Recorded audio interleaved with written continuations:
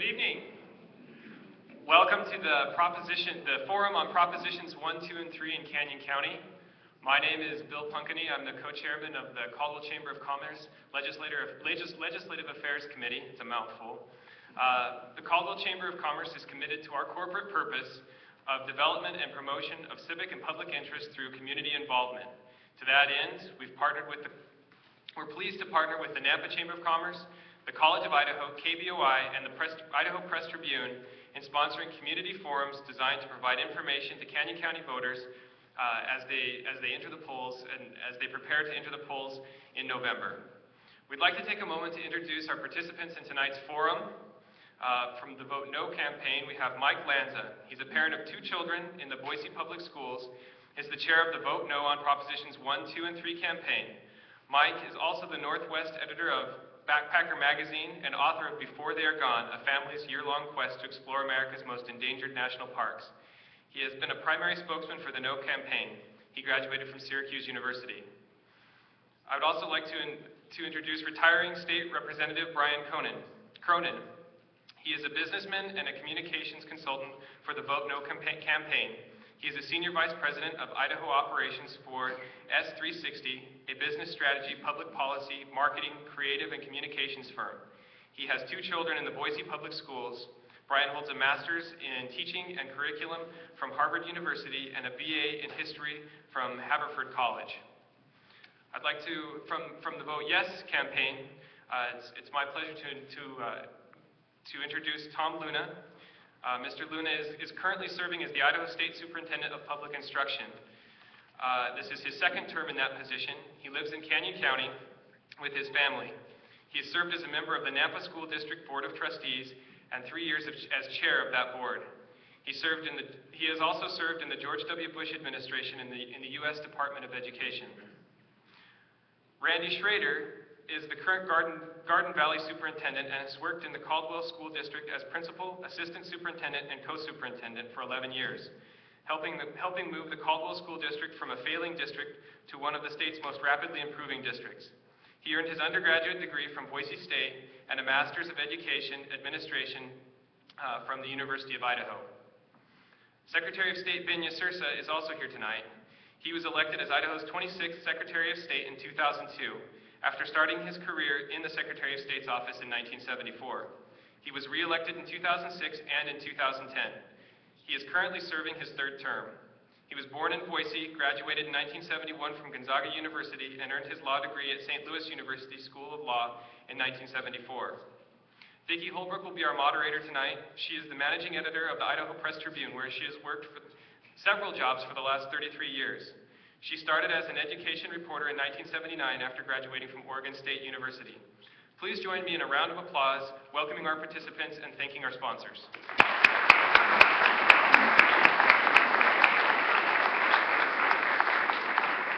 Without further ado, Vicki Holbrook.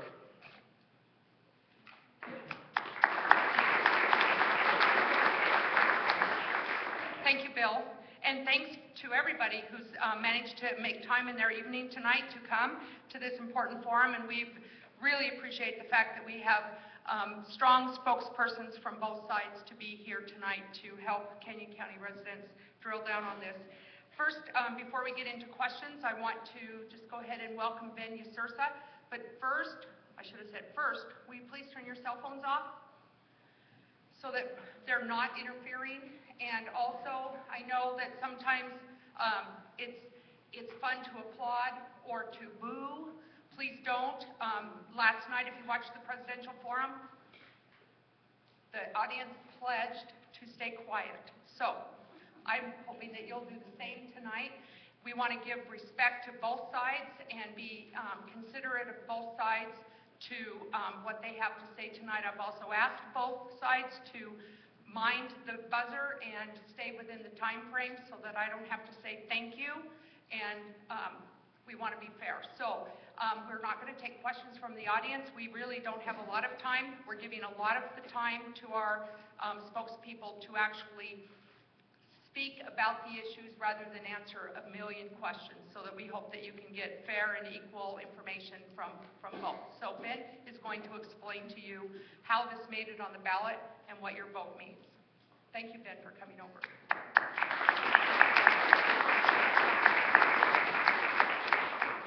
Thank you, Vicki. It's a pleasure to be here in Canyon County and to see all you good folks here that are doing the work of good citizens to be informed. Thomas Jefferson said that an informed citizenry is the only true repository of the public will.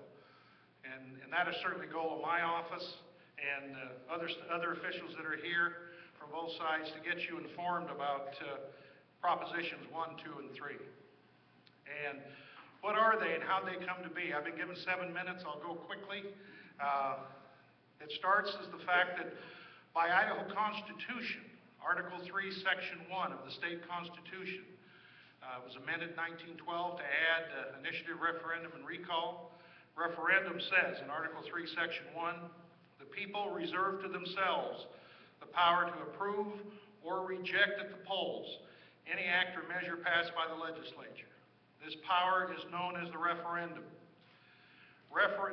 So what's happening is that a legislative act is being referred to the people.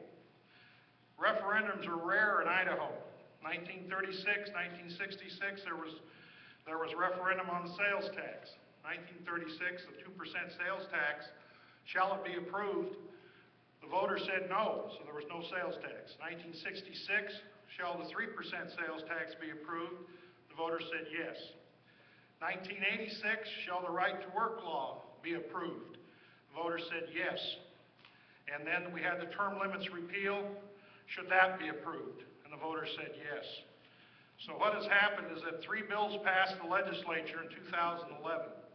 Senate Bill 1108 passed the Senate 20 to 15, the House 48 to 22, the governor signed March 17th. Senate Bill 1110 passed the Senate 20 to 15 on February 24th, passed the House 44 to 26, March 9th, signed by the governor March 17th. Senate Bill 1184 passed 324, 20 to 15, passed the House 44 to 26 on April 1st, signed by the governor on April 8th. So that is what's happening here as we speak about the election process.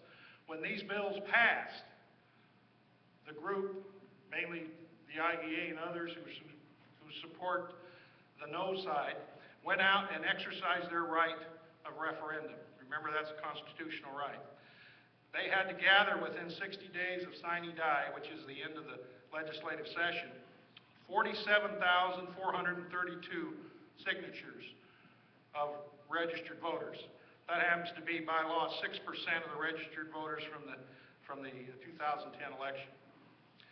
Petitioners gathered over 74,000 qualified signatures for each bill. They were filed and certified on June 13th, 2011. Therefore, these 3 legislative acts, Prop 1, which is about Senate Bill 1108, Prop 2, which is Senate Bill 1110, and Prop 3, which is Senate Bill 1184, are the 3 pieces of legislation being referred to you as the people to vote on for your approval or rejection. A key point that I want to make is why they get the yes, why they get the no, whatever.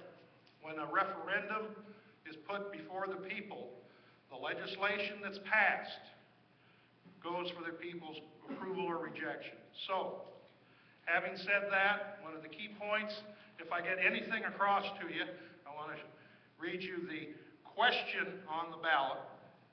This question came from the Attorney General's office, and it's the same question that was on, it was the short ballot title that was on all these petitions that were circulated. That's where this question comes from. You put a shall in front of that, and this is what happens. Proposition 1, shall the legislation limiting negotiated agreements between teachers and local school boards and ending the practice of issuing renewable contracts be approved? Yes. A yes vote means you approve the legislation. This is right off the ballot, which you will all get. Another thing, make sure you vote. I'm sure you will. A no vote means you reject the legislation that was passed. So you would reject Bill 1108, the Senate Bill 1108, if you do not think it should stay in effect. Proposition 2, shall the legislation providing teacher performance pay be based on state-mandated test scores, student performance, hard-to-fill positions, and leadership be approved? Yes vote means you approve that legislation, which was in Senate Bill 1110. A no vote means you reject it. Now, Proposition 3. Shall the legislation amending school district funding requiring provision of computing devices and online courses for high school graduation be approved? Yes. A yes vote means you approve that legislation, which was Senate Bill 1184. A no vote means you reject the legislation. So a key point here, if you approve what the legislature passed, you vote yes. If you disagree with what the legislature did, you vote no. The totals will be all tallied November 6th, well, probably early November 7th. It'll be a long night. And it's a majority vote. Yeses versus noes. It's a simple majority. I hope I've been brief enough and clear enough. And I won't take up any more time. You've got an important task in front of you. Listen closely to both sides. And let's have some civility in the whole process. I think that's the key. But the very main key is participation is the essence of democracy. I'm preaching to the choir here. I think you're going to go vote. But we need to get more people voting all the time. Thank you.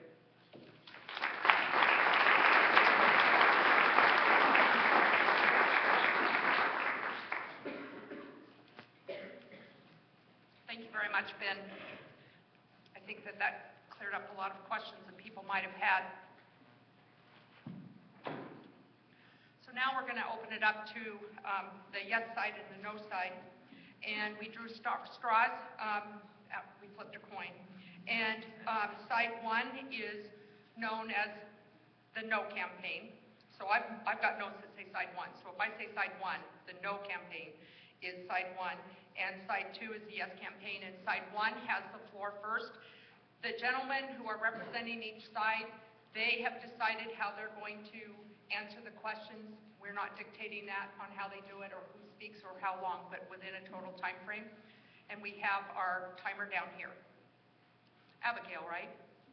And we appreciate her time. So you have the floor first to give your 5-minute intro. Thank you, Vicki. Thank you to the Press Tribune, to the hosts, and to the College of Idaho. Thank you all for being here tonight. I speak, as was pointed out in the intro, as an outgoing legislator. I've served for 4 years in the legislature, and I'm not on the ballot for re-election. And I have some problems with how this process violated some of the best principles of lawmaking. I speak as a businessman. I've started 4 businesses over the last 10 years and have worked in the private sector for the last 16. And I'm not sure that this approach is really going to help Idaho's economy. I speak as a former teacher. I was a teacher for a very short time, actually. It was one of the hardest jobs I ever had, and I suppose I didn't really survive. But I gained an appreciation for not only how important that job is, but how difficult it is. But the primary reason that I'm speaking to you tonight is sitting in the 5th row. My daughters, Kira and Alana, are here, and I can't even tell you how many events I've dragged them to like this, and they'll be rolling their eyes at me at some point throughout the evening. But you know, they're in the 4th grade at Roosevelt Elementary, and they still have 9 years left in the public school system. And for me, this is very personal, and it's really about their futures and where we see our school systems headed. And I think this is very much the wrong direction. I just want to talk briefly about the laws in general. The process was deeply flawed, the process by which these laws were created. Stakeholders were not brought to the table. This was not a collaborative process. This is more of a top-down mandate. And you don't need to look very far for evidence of that. The workforce in this state, the teachers of this state, are opposed, strongly opposed to all of these laws. In part because they were never asked, well, what do you think about how we reform our schools? What do you think about how we achieve improvement in our schools? And as a consequence, we're seeing record low morale in our schools. Teachers are leaving in droves. A record 1,800 teachers left the schools last year. That is compared to 1,300 the year that these laws were passed, and only 700 on average in previous years. So we're seeing spectacular increases in teachers that are leaving the state and leaving the profession. Second, this was not really a plan about reform. It was a plan about how to solve a fiscal crisis. We are in the middle of a recession. We spend the least amount in the country, but for one other state. We are 50th in the nation in spending on per pupil spending. And we had cut our budgets by the 4th deepest cuts in the nation during the recession. And yet we were still looking for more savings. And that was a lot of the justification for when this plan was rolled out. And finally, there's no new revenue to pay for these plans. We're talking about hundreds of millions of dollars in new spending, programs that I might call entitlement programs in some cases. And never have the proponents of these laws said, here's where we're going to get the money to pay for this. And so when you hear that we're trading laptops for teachers, well, we have no other conclusion to draw because there is no other source of money other than the existing budgets, which are already quite tight. You're going to hear tonight that other places are doing this. Well, this may be true, but we have no evidence that any of this really works anywhere. No scientific evidence that this has been studied closely and proven to do the kinds of things that are being promised to you. You'll hear that we have to pursue these risky schemes because we need our kids to keep up with kids in other nations. Well, I'm here to tell you tonight, folks, this is not what other nations do. When we look at nations like Singapore and Finland who are supposedly surpassing our kids, and I question that premise, but if we go with it, this is not what they do. In fact, they're focused on paying their teachers more, making the profession more professionalized, providing greater mentoring and training, and moving away from standardized tests, which we're doing the exact opposite. You'll hear that this levels the playing field between larger and smaller districts. Every district in the state is struggling just to keep the lights on and keep the teachers that they have in the classrooms. What we're seeing is that some of the smaller districts, the more rural districts, have trouble passing the levies that they need to even keep the lights on. And it's in fact widening the gulf between the haves and have-nots. You'll hear that kids need to know and be familiar with technology. Well, I don't know a single CEO in this state who says the problem with kids today is they don't get the technology. I don't know a college president who says the problem with kids today is they don't get the technology. We are forcing technology that's not necessary. Technology that's already being used in the schools as some sort of silver bullet that frankly isn't going to reform our schools. So I'm running out of time, but in summary I'll just say that this is really about, it should be about kids and our futures, and instead it's been about politics and adult problems like budgets.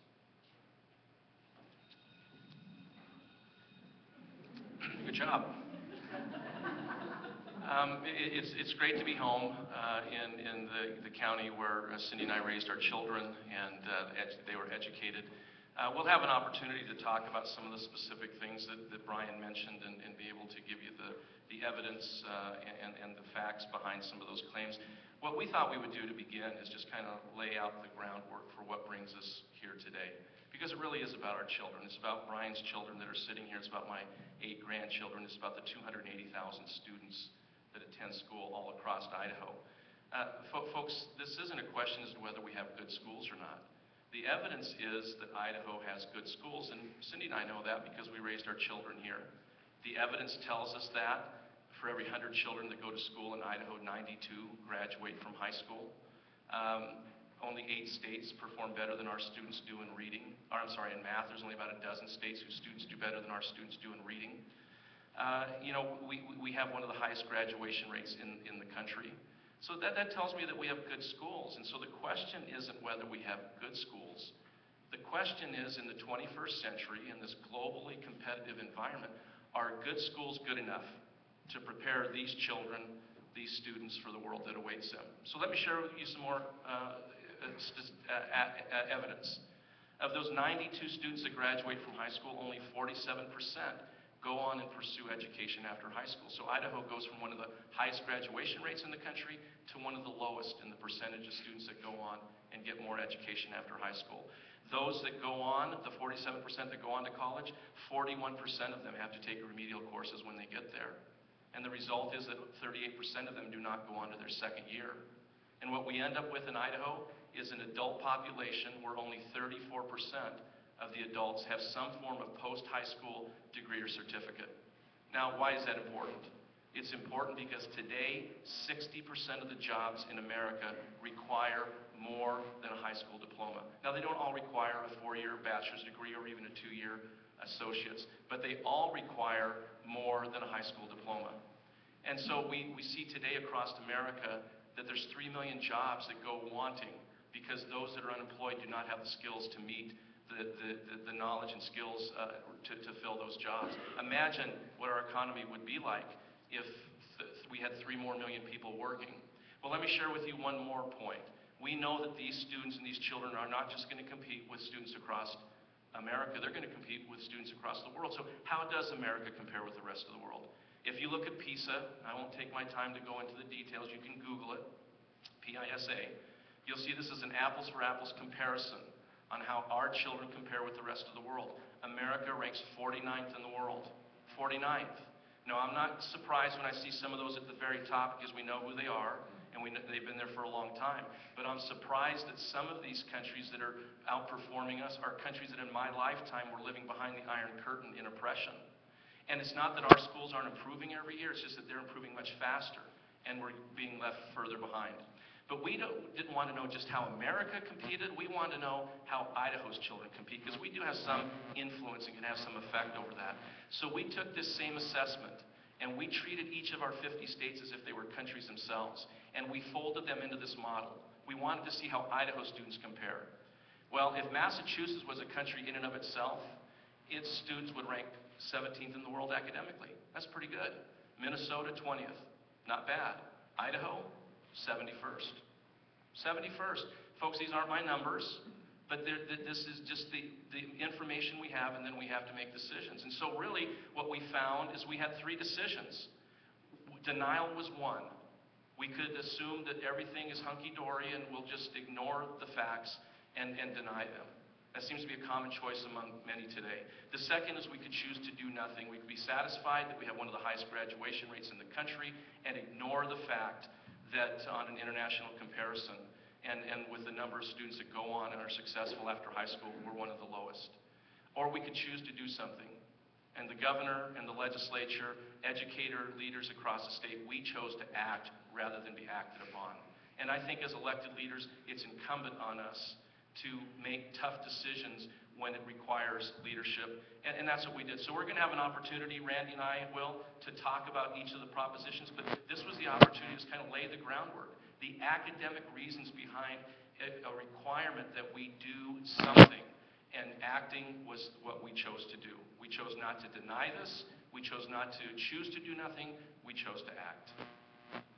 Okay, thank you. You guys are doing great.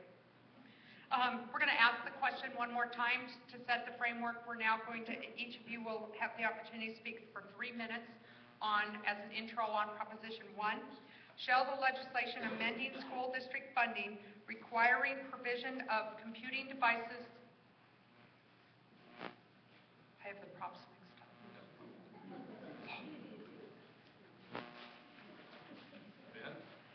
Shall the legislation limiting negotiated agreements between teachers and local school boards and ending the practice of issuing renewal contracts be approved? Yes means you approve, no means you reject. And we will begin with the yes side. You have 3 minutes. Well, thank you for having me. I feel honored to be here and have some input, some of the most important legislation ever passed in Idaho. But there's really more to Proposition 1, I think, than people understand.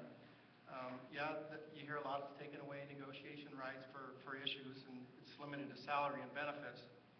But also included there are contact types, early retirement incentive for teachers, parent input on teacher and administrator evaluations, including achievement data for evaluations. I'm all for accountability, especially for administrators, and I'm just a practitioner. And, I've taken upon myself to be responsible for my teachers in the building and helping them to achieve and to do everything they can to improve student achievement. I think it's my responsibility not to allow poor teaching in the classroom. It's my job to give teachers every opportunity to provide their opportunities to kids to do well in the classroom. But also this legislation has provided flexibility for administrators. You know, it used to be that poor teachers, and they're out there, there's poor administrators, they're out there, but it used to be that a teacher could be passed from building to building, one building to another, and now administrators have a role in saying who's going to be in their building. And it doesn't limit teaching in a building to contract language. Some of the teachers have the toughest job, I think, in Idaho, and nothing will ever replace the relationship a teacher has with a student to create that in the classroom. I just think that the legislation gives a little bit more flexibility on how it's addressed in the buildings. You know, before we passed these laws, we had an education system that made it almost impossible to financially reward great teachers and very difficult to deal with ineffective teaching. And we knew that if we wanted an education system that truly put students first, we had to remove the barriers to both. That's what Prop 1 and Prop 2 do. There's a reason that the Idaho School Boards Association has come out and endorsed Prop 1. There's a reason that school boards across the state have come out and endorsed Prop 1, because it has returned local control to where it should have always been, and that is in the hands of locally elected school board members. And over years, that control had eroded to where school boards, and as a former school board member, our ability to make decisions and to influence our district was limited, and our hands were tied because of the things that were in master agreements that had been put there 10, 20 years ago by previous school boards that could not be removed. And so Proposition 1 restores local control, and anybody that thinks it doesn't, then you ask yourselves, why would school boards and the Idaho School Boards Association come out and endorse Proposition 1? Okay. We'll have the no side speak now for 3 minutes. Yes, thank you, Vicki. I am involved in this, first of all, because I'm a parent. I have a 6th grade son and a 4th grade daughter. Everybody hear me all right in the back, too? And so I don't happen to be an educator, but I got involved because when these proposals first came out, I felt like this was the wrong direction for us to be going. And the more I learned about them, the more I became convinced that this was true. In the case of Prop 1, you know, from a gut feeling as a parent that this is a bad thing, because I feel that the superintendent has politicized the operation of our schools through this proposition. I understand that he has his differences with the teachers union. They didn't support him for election. That's how those things go. As a parent, I don't want that to be part of how school policy is determined. There is nothing in this law that changes how kids are taught. There's nothing in here that's about education reform. From a parent's perspective, you know, what's wrong with it, okay? My feeling is that I want my teachers, my kids' teachers, to be able to advocate on behalf of my kids. Right now, under the law, teachers are allowed to negotiate for pay and benefits. They cannot advocate, they used to be able to advocate on behalf of issues like class size, like school supplies, safety issues, how many counselors there are in the school. Now, the superintendent will tell you that teachers can still speak to their administrators and school boards as individuals and raise these issues. They cannot negotiate this into a binding contract. There's a big difference between being able to go to your school board and say, hey, I think we need more counselors, and to be able to negotiate this into a binding legal agreement. There's a huge difference there. I want my kids' teachers to be able to bring their perspective as an educator to the process of how my kids' schools are managed. There are, as Tom pointed out, there are school boards that support this. There are school boards that are opposed to this in the state as well. There are administrators who are opposed to this. I've spoken with many administrators and educators over the past nearly 2 years of my involvement in this issue.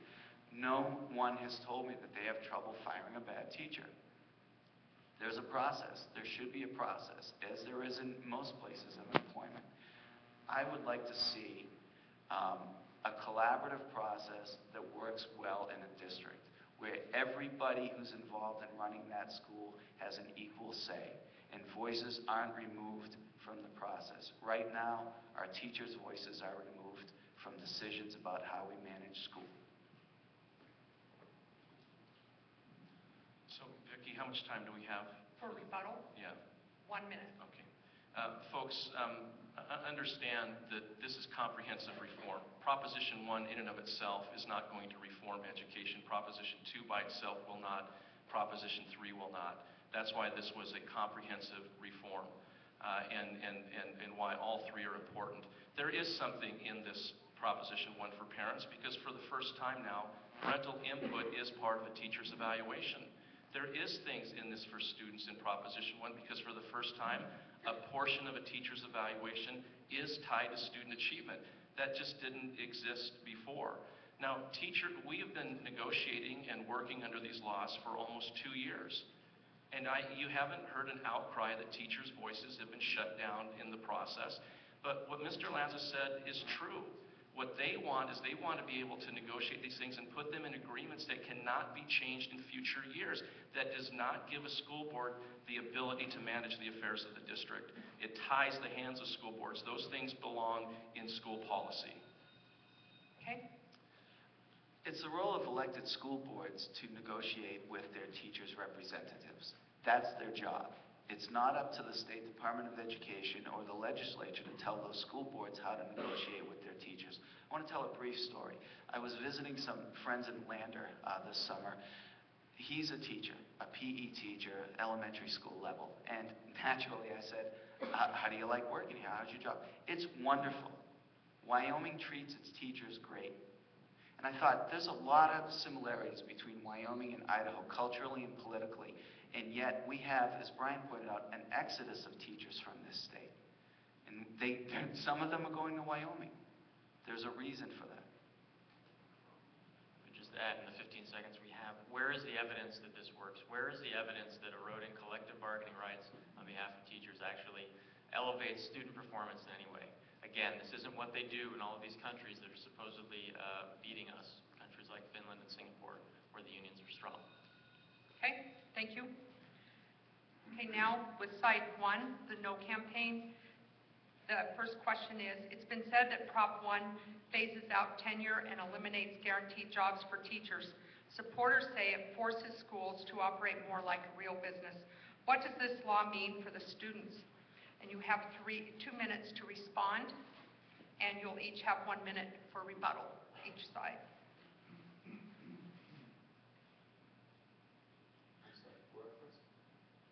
Side 2 starts. Side 2. Yes. I mentioned what is in these laws for students. And folks, there's not one study you can find that says giving tenure to teachers after 3 years improves student achievement. You go look at the countries that we've compared to, they do not offer the kind of collective bargaining that we allow to happen. Look at states in America that do not allow any collective bargaining and see how their students are performing academically. So there's not one study that shows that the way that we are handling collective bargaining here in Idaho improves student achievement. What we do know is that the teacher is the most important factor in a child's academic success when they walk into the school. And so we have to have policies and laws and priorities that make sure that every child has a highly effective teacher every year. And to have one ineffective teacher for just 1 year that you're in school, the impact of that is too great and we cannot leave it to risk. I'm going to let Randy talk about how this works at his local district. Well, I can only tell you that I can't answer the fact on how this is going to improve or what it's done for kids yet. It's not been enforced very long. But I do know that the flexibility and the accountability is there now where it wasn't there before, and I'm all for that. I would hope that if I'm not, doing what I'm supposed to do, my board will evaluate me and have me go somewhere else. If I'm good leaders, effective leaders will create a good environment in the classroom. And I mean, that's really what it stems from. If we're not doing that job and we don't have the flexibility to be able to do some of those things, it will affect students' learning. Do you have a rebuttal to their statement? No, actually, you get to answer that question and then we'll do the rebuttal. I'm a little confused. we're letting too many rebuttals happen. So, go ahead. Okay, well, again, I would say this doesn't really have anything to do with our students. This is about adults playing political games. And we should keep in mind that working conditions matter, okay? Teachers don't go into this profession because of the money. And when working conditions deteriorate, as they have, and teachers feel as if their voice no longer matters, as this bill has done, they leave, they quit.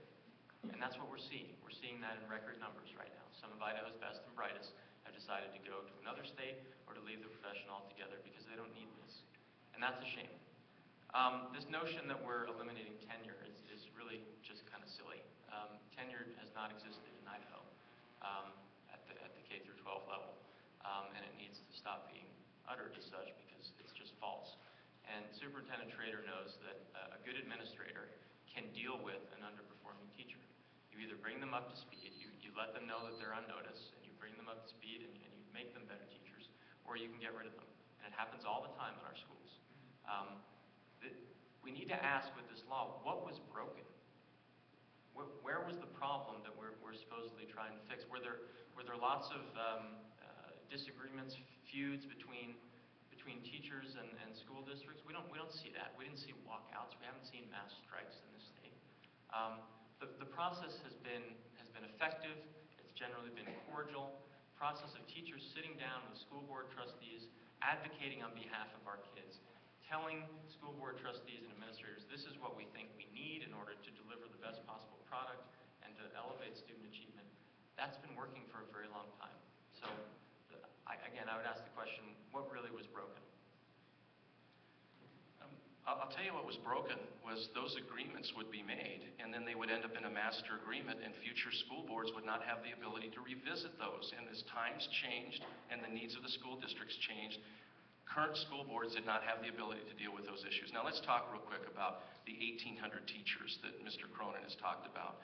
The fact is we've known for a long time that the age of our teachers is of the baby boomer age, and that we would have teacher shortages if we did not do more about producing more teachers. So here's the numbers. This is happening all across the country. He's right, 1,800 teachers did leave last year, but with the conversation about Wyoming and people leaving to go to Wyoming, these same numbers from the report that they provided shows that the number of teachers that left the teaching profession in Idaho to teach somewhere else went down by 50%. It did not go up. Teachers are not leaving the profession in Idaho to teach somewhere else. That actually went down. And also the number of teachers requesting certificates and licensure to teach in Idaho, it went up by 25% last year. So we do not have difficulty in attracting teachers to teach in Idaho since we passed these laws, and the number of teachers leaving Idaho for greener pasture to teach elsewhere is down by 50%. 2 points, I think, would clear this up. One is that merit pay has been tried in some school districts, various places in this country. It has often been dissolved after an experiment of a few years because it simply does not work. Merit pay has never been demonstrated to work as an incentive for teachers. It works in some types of fields and not in others, and teaching is a type of field where it doesn't work. But the second point, I think, that really clarifies this as well as anything. If this merit pay plan was going to work really well, if teachers believed that the way this merit pay plan is laid out, that it was a great plan and it was a big incentive for them, there would be droves of teachers supporting this, and they're not. They are not, because it's not funded and they don't believe it's going to work and they don't want it. Okay, thank you. We'll move on to the second question. And Brian and Mike, you have the first word on this one. 2 minutes for your response for each side and a minute for rebuttal for each side. What's the one point or the charge that your opponent is making during the campaign of Prop 1 that concerns or excites you the most, and why?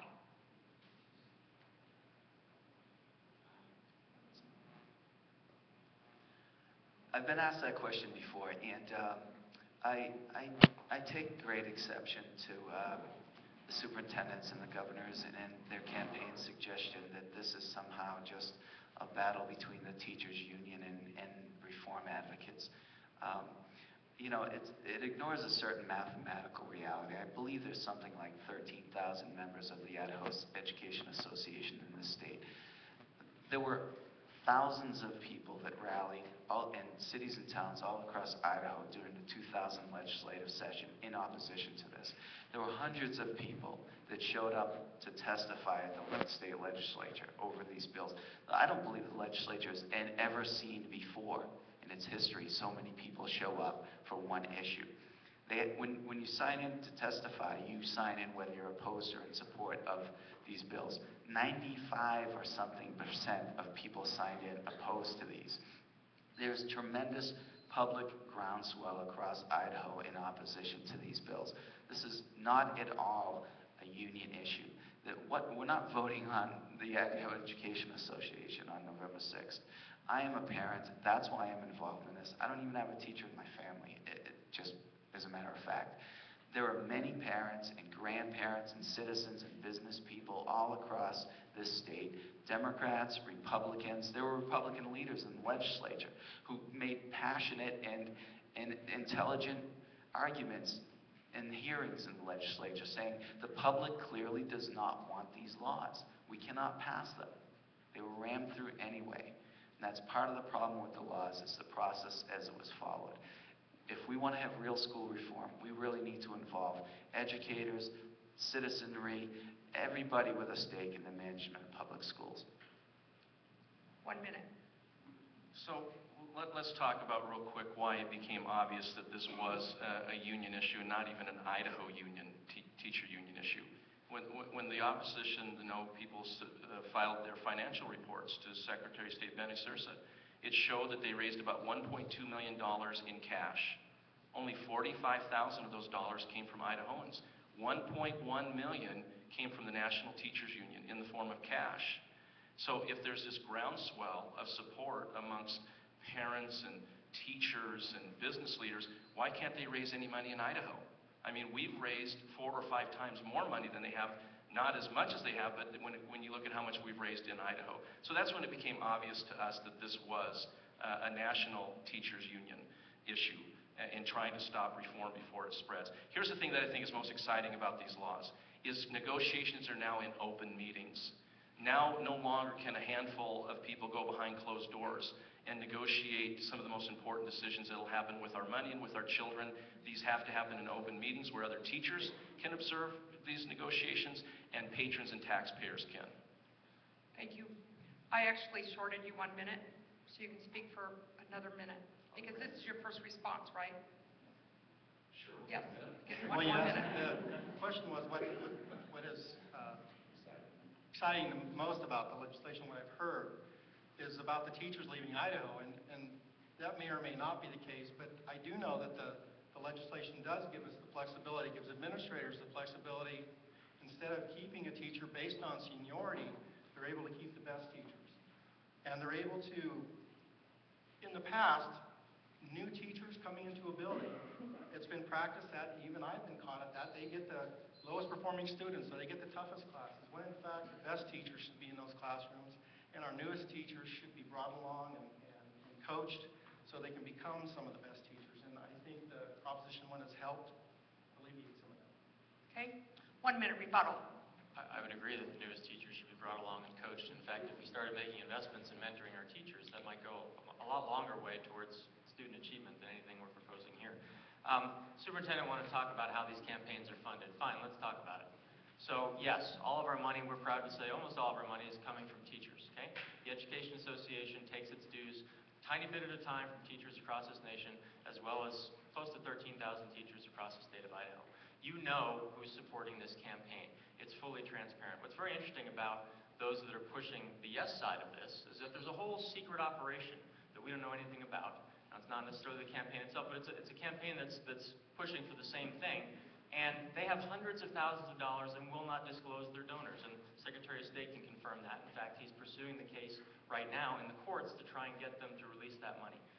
There are corporations with a lot at stake. There are big businesses that want to start to take this public money that we traditionally use in public schools and get those contracts. And I'd be very suspicious if I were the public about where that money's coming from. 1 minute. We can? Yes. We're still on Prop That's 1? your, yes, and you have 1 minute rebuttal. Okay. Yeah. The fact is, when we talk about Proposition 1, I guess I'll repeat some important points. The Idaho School Boards Association has endorsed Prop 1. I would talk to your locally elected school board members about why they support Proposition 1. When we have an opportunity to talk about Proposition 2 and 3, you will see how this becomes a comprehensive education reform. Folks, this is happening all across the country. 30 states have passed some form of education reform.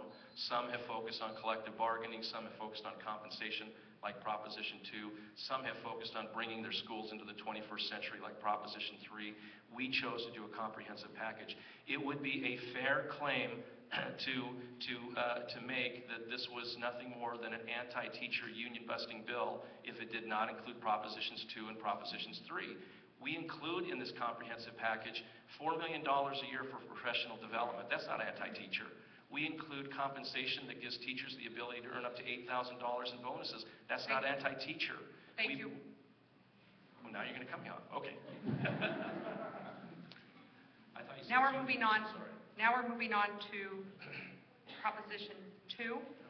Is it fair that only 80% of the shall the legislation providing teacher performance pay based on state mandated test scores, student performance, hard to fill positions, and leadership be approved? A yes vote means you approve the legislation, a no vote means you reject the question. And we are starting with the yes campaign. You're going to have 2 minutes to answer. Then we'll go over to the no campaign, and they'll have 2 minutes, and then you'll each have 1 minute for rebuttal. And the question is, for the yes campaign to start, is it fair that only 80% of the teachers will receive bonuses? What if you aren't one of the principal's hand-picked leaders, or you don't teach in hard-to-fill positions? I'm sorry, Vicki, are we supposed to address the proposition first generally? I thought we were going to do that and then Yes. the question. I made this way too complicated. I'm getting a failing grade. Okay, so this is 3 minutes, yes. And Mr. Luna, you start. Your side starts. Well, just briefly, I'm for any legislation that pays teachers more money. Teachers have a very hard job. They have kids that come to their class ready to learn. They have kids that come to their class that haven't eaten or they have bigger issues at home than trying to learn to add and subtract. And teachers have to work with those kids at their level and bring them up to a point and get them beyond what's happening at home or the other issues they're having. You have to motivate kids to learn. So again, I'm for anything in getting teachers more money, and this is one way to do it. Thank you, Randy. And I think that this is what we're really talking about, is how do we pay teachers what they deserve? I was talking to a teacher the other day, and he said, Tom, we just want to be compensated as the professionals that we are. Look at the amount of education we have. Look at what we do for society. And I said, if you want to be compensated as a professional, you have to agree to be compensated like a professional.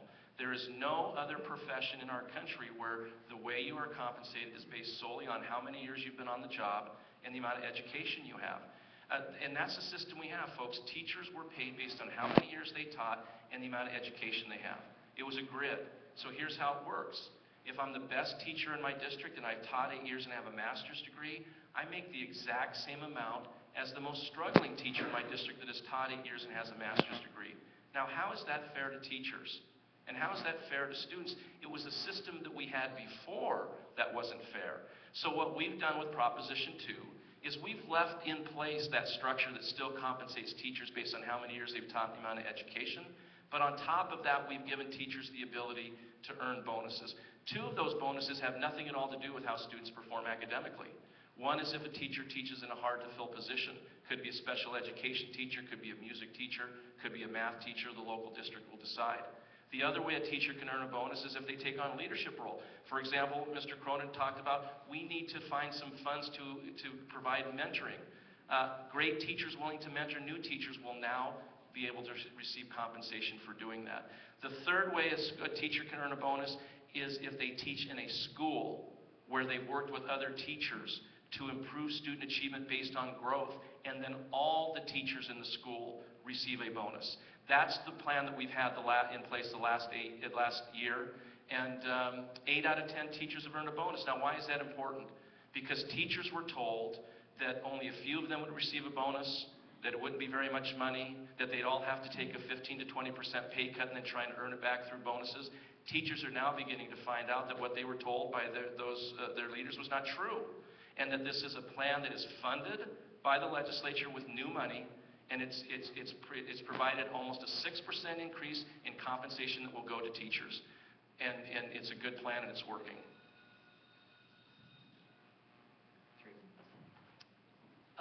This plan sounds good on the surface, but the devil's really in the details. And I think first we need to ask the question, well, why do teachers oppose it? If this is such a great thing for teachers, if we're truly honoring teachers and elevating them with this pay for performance plan, why is it that they don't support it? Well, there are a couple reasons, but first off, it's a shell game. As I said in my opening remarks, never was new money identified, new revenue coming into the state to pay for this. And if there's one thing I learned in 4 years of being a legislator, is that if you don't have money coming in, it's hard to have money coming out. So this is very much a robbing Peter to pay Paul situation, and teachers have seen this and they felt it, and this is why they're deeply skeptical. It's because you're taking money out of teachers' right pockets and putting it into their left. There is no money right now to pay for this. Yes, it's statutorily required that the legislature find that money, but they're probably going to go into that same pool of money that pays for teacher compensation currently. But here's what's really important about teacher pay. This is a great silver bullet. It's a shiny new reform, except that it's about 25 years old. We've been talking about this in this country for a long time, and there's no actual evidence that it works. It's been tried in many places, and it's been studied, and the studies have shown that it has negligible or no effects on student performance. I cite the Vanderbilt study, which is considered the most scientific and authoritative one on the subject. They looked at pay for performance in Tennessee. They studied it longitudinally, meaning they looked at several years of data, and they found that it had no difference on student performance. They've tried this in New York and Chicago. Same results, they abandoned the programs. The National Academy of Sciences has looked at this, and they too have said, no, this doesn't work. This isn't what makes teachers better. All of this is based on a very flawed assumption, which is, one, teachers are motivated by money, or that, two, somehow, if you just dangle a carrot in front of them, a couple $1,000 bucks, that they're going to work harder or work smarter. Most teachers that I know are already sort of working at capacity, and simply saying that we're going to pay you more doesn't necessarily mean that they're going to somehow do things differently or better in the classroom. If we really do want to treat teachers like professionals, we ought to look at their base salaries. I mean, never mind these so-called bonuses, which are dubious. But again, this is what they do in other countries. Teachers' salaries are on par with other professionals like accountants, physicians, etc. We need to get to a point where we're doing that in this country. A couple of anecdotes I think illustrate best why the plan as it exists does not work. And I was speaking with Boise's superintendent just last week at a forum like this. 2 examples. He had a school that the DOE, Tom's department, gave a 3-star rating, and its teachers did not qualify for bonus. Another school where teachers qualified for a bonus, all the teachers got a bonus, including one teacher they fired. 1 minute rebuttal. Yeah, real quick, let's talk about studies for pay for performance, and there are plenty of them that show that this does have a positive impact, and you can go to our website and see those. But fortunately in Idaho, we don't have to go outside of Idaho to find an example of where pay for performance has worked, and it's worked for a long time. 10 years ago, the New Plymouth School District started a pay for performance plan, and it is their model that ourselves and the Teachers Association and school board members and others used to develop over 18 months to develop this plan. Here's what New Plymouth will tell you, that 10 years ago, all of their schools were in the bottom 25%. Today, they have the #1 elementary school in the state, and all of their schools are in the top 5%. Go online and read the New Plymouth story. It's happened here in Idaho. They've been doing this for 10 years, and they will tell you, from their teachers to their community members to the administrators, that the process began when they implemented pay for performance. It wasn't just because of the money, but it caused the focus, the teamwork, and the collaboration that now makes the New Plymouth schools some of the best in the state. One should always be skeptical of such claims when in fact there isn't any scientific research backing it up. I salute New Plymouth. I think it's terrific that they've come a long way, but there's no evidence that there's a correlation between their pay for performance plan and increases in student achievement. There was no control group. There was no group within New Plymouth that wasn't participating in pay for performance. So there's no way to really compare.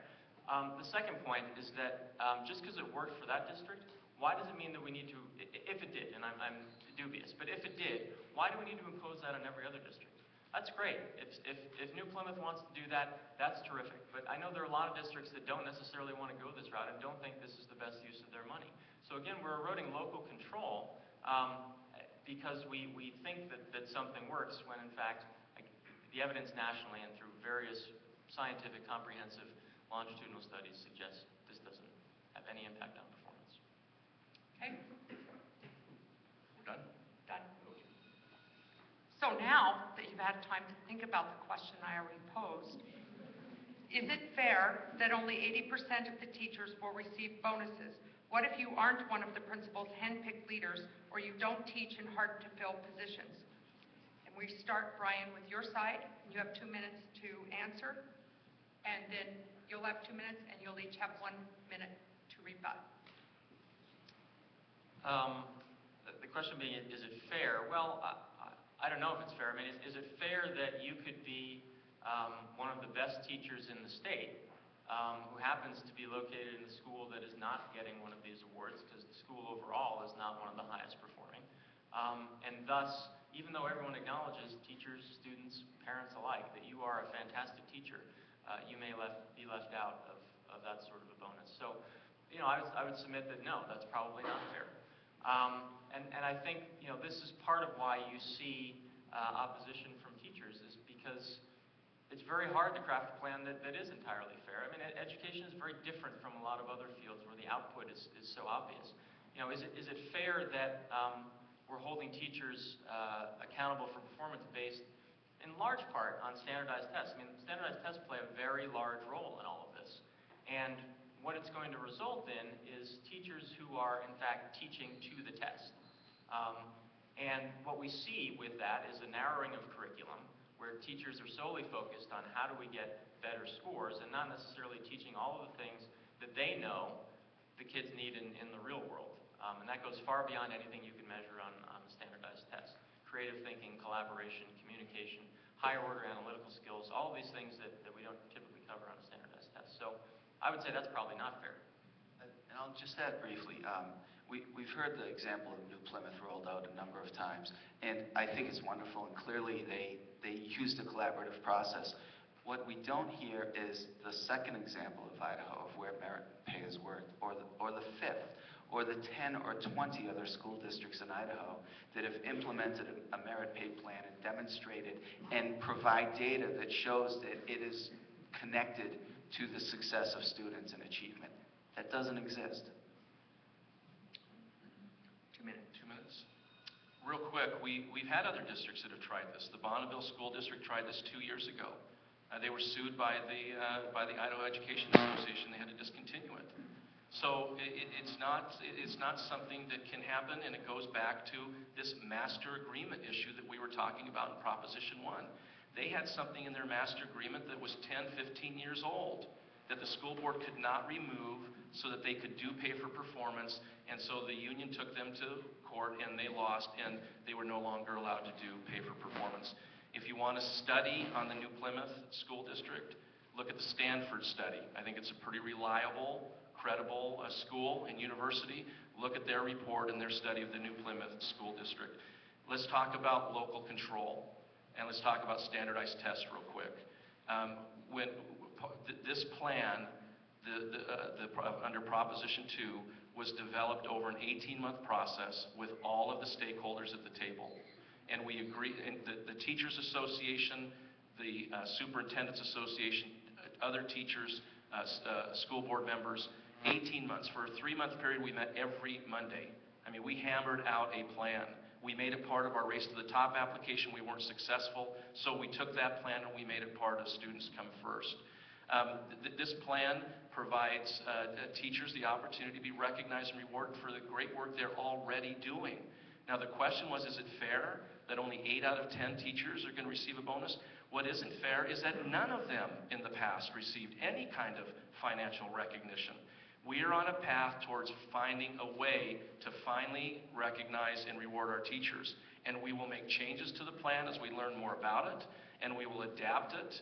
Local school districts currently choose multiple measures that are part of this plan, so there is local control.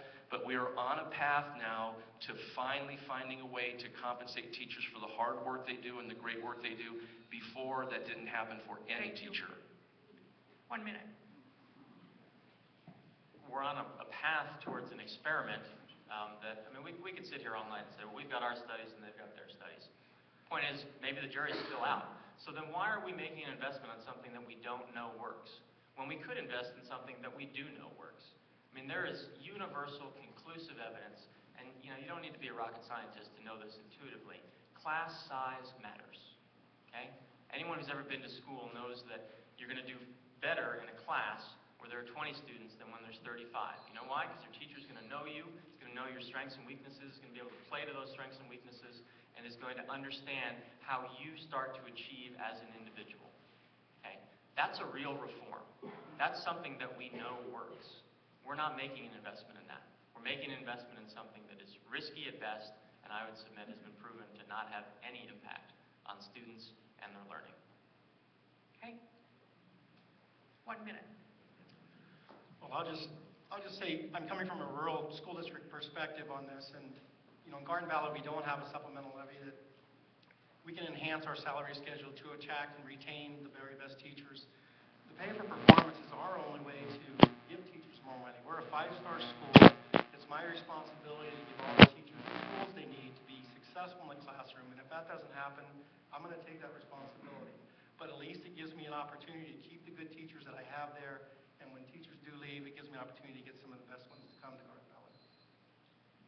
Real quick, we know that class size is important, but study after study has shown that by far the most important factor is the quality of the teacher in the classroom. And let me just give you one intuitive example of that.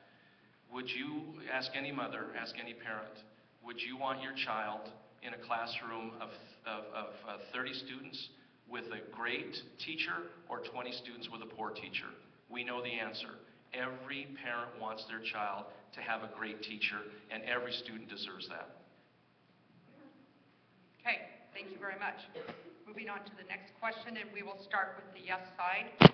You'll have 2 minutes to answer. Will the provisions of Prop 2 put schools and teachers in the position of teaching to the test? 2 minutes. Well, I've heard that an opposition to that, and there's some truth to that.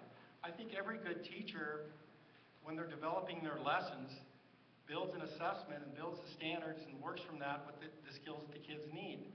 They assess the kids, they realize what skills they do have, and then they build their lessons around that. Why would we want to teach anything to our kids that's not assessed? Now, is the ISAT test the answer? It's not. I don't know if it's the answer. I don't think there's a one-test catch-all, but it's what we have right now. And as we move forward with Common Core Standards implementation, I think it's going to make the test more in-depth. Students are going to need to have more knowledge before they take that. And, we can identify students that need interventions. There's lots of things that are done based on standardized tests.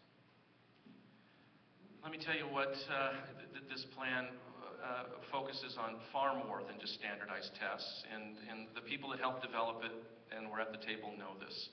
At the local level, they customize it locally.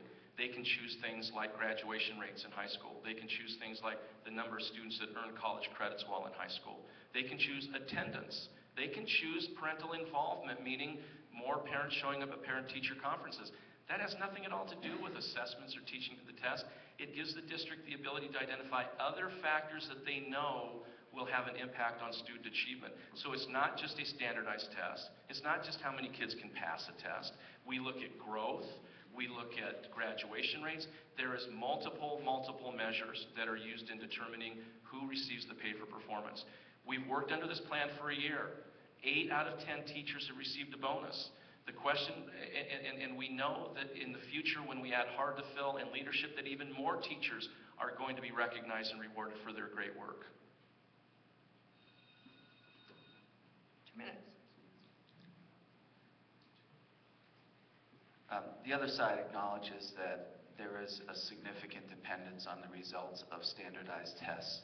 And as Randy pointed out, that it's a legitimate criticism to say that this does pressure teachers more to teach to the test. My kids are fortunate, we're fortunate, my kids have had some great teachers. They're not great teachers because their kids take tests well. They're great teachers because they inspire the kids in the classroom to think and be creative. We need to raise kids in America who are ideas people, not who just know how to put things together. Yeah, to piggyback on that point, I mean, there's been a lot of research done about some of these countries that are supposedly, again, beating us on these standardized tests. And what they found is that there's an inverse correlation between countries that are very good at these standardized tests and perform very well, and the entrepreneurial culture that those countries have. Which is why you find countries like China, which are rising quickly in those standardized testing ratings, they can't invent anything. They are desperate to have their own Steve Jobs in that country. They want to be able to be ideas people instead of just manufacturing things for cheap prices. But they're not there yet because their education system doesn't produce that. Superintendent Schrader pointed out that maybe the ISET test is not the right answer. Here's one thing that we haven't discussed during this whole reform conversation. If these tests are so good and so important, and they do loom large in the plan, don't mistake what you've heard. Why is it that we supposedly then have these problems with our graduates going on to college and not knowing what they need to know? Why isn't anyone asking the question, are we testing the right things? I mean, if our kids are truly not prepared either for the workforce or college, and yet they're passing tests at record rates and graduating at record rates, then maybe there's something wrong with the test. But we haven't asked that question, have we? Okay, you have 1 minute rebuttal. Sure, let me respond to that. Part of Students Come First is that we did adopt now academic standards that are equal to any other country in the world, and the fact is we did not have that before. We were putting our kids through 12, 13 years of our public education system, and upon graduation from high school, we were not expecting as much academically from them as other countries expected from their students. And so we did raise our academic standards. We are in the process of developing a new generation of assessments so that we do a better job of assessing students. But understand that, these assessments are just part of evaluating how a school is doing. It's not an individual teacher. It's a whole school where they work together. They increase graduation rates. They increase the number of students receiving college credit. They look at growth in reading, growth in student achievement. And it's those multiple measures then that don't give us a snapshot, but a number of snapshots that give us a picture on how a school is performing, and then everyone in the school participates equally in receiving the bonus. Brian, your side has 1 minute. Superintendent, when you say that raising the standards, and I assume you're alluding to Common Core curriculum, which is being adopted in virtually every nation in the country, that had nothing to do with Students Come First. That was not part of it. That was an effort that was really already underway and not part of the legislation, and was supported in a bipartisan manner in the legislature. So, we were starting to look at that, but that's a huge conversation. How our schools are going to now adapt to teaching very different and more rigorous standards across all subject matters. We haven't really even talked about that, and frankly, it's a scary prospect. And teachers need to be trained, they need to be informed, and all of that is being lost in this conversation about these other so-called reforms that again aren't really about what kids are learning or how they learn.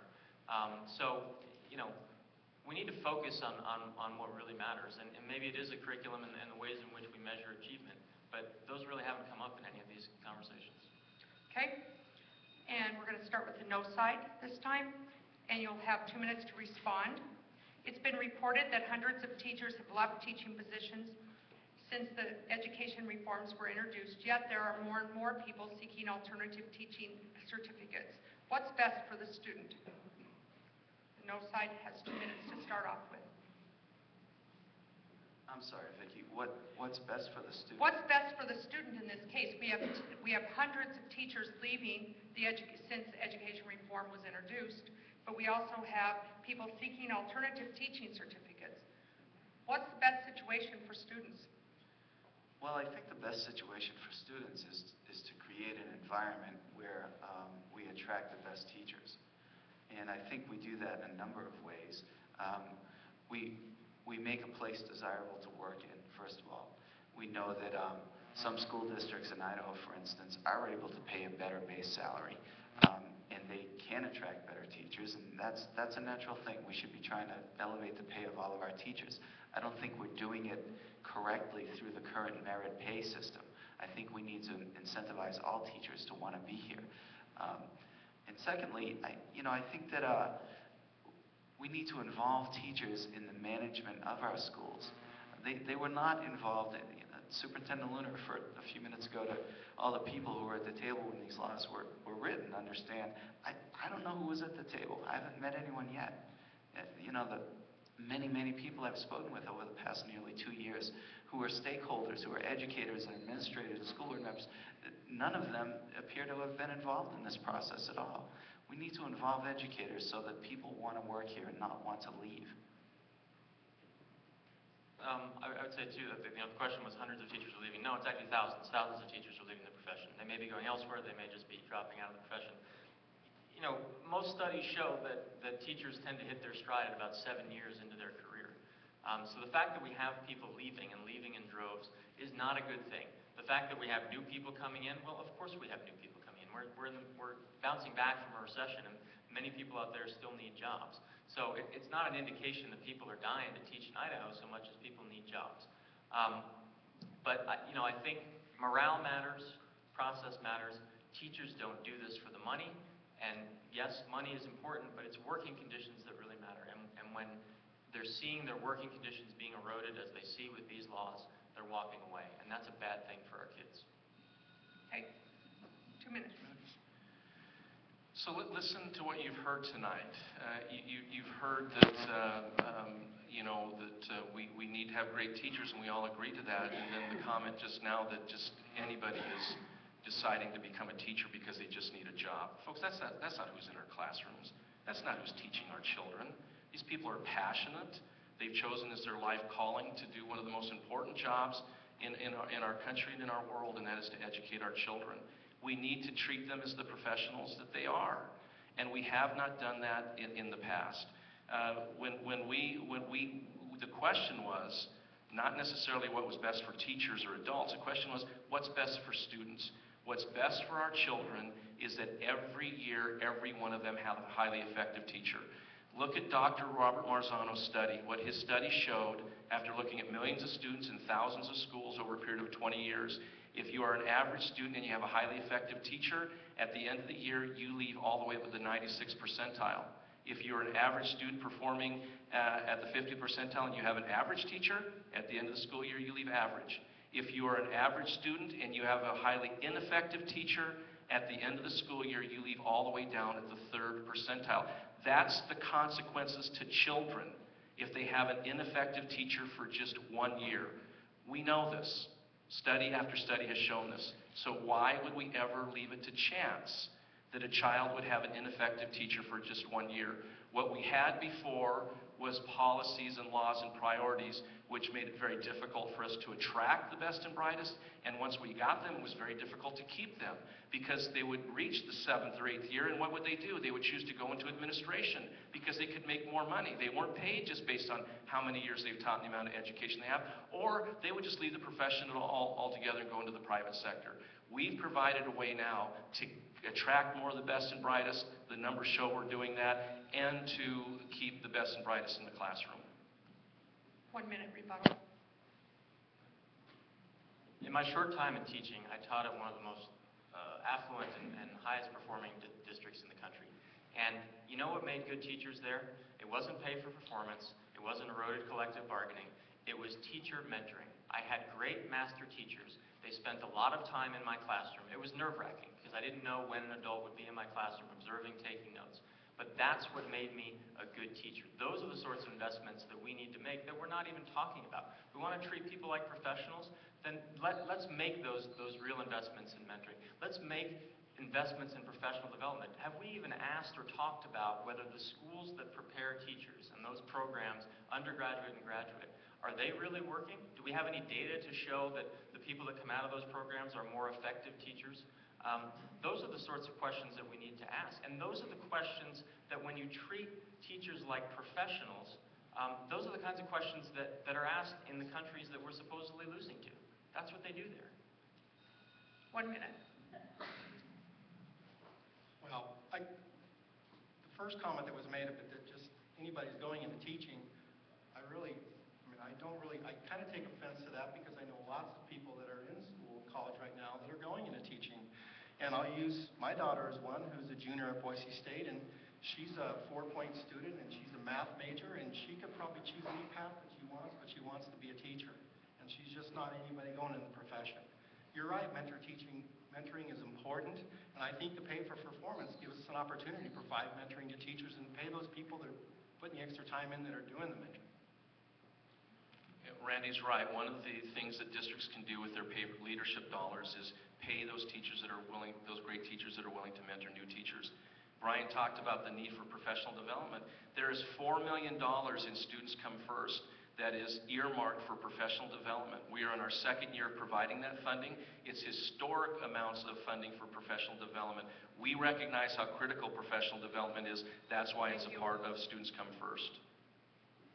Okay, the Yes campaign will start with answering this question. You have 2 minutes.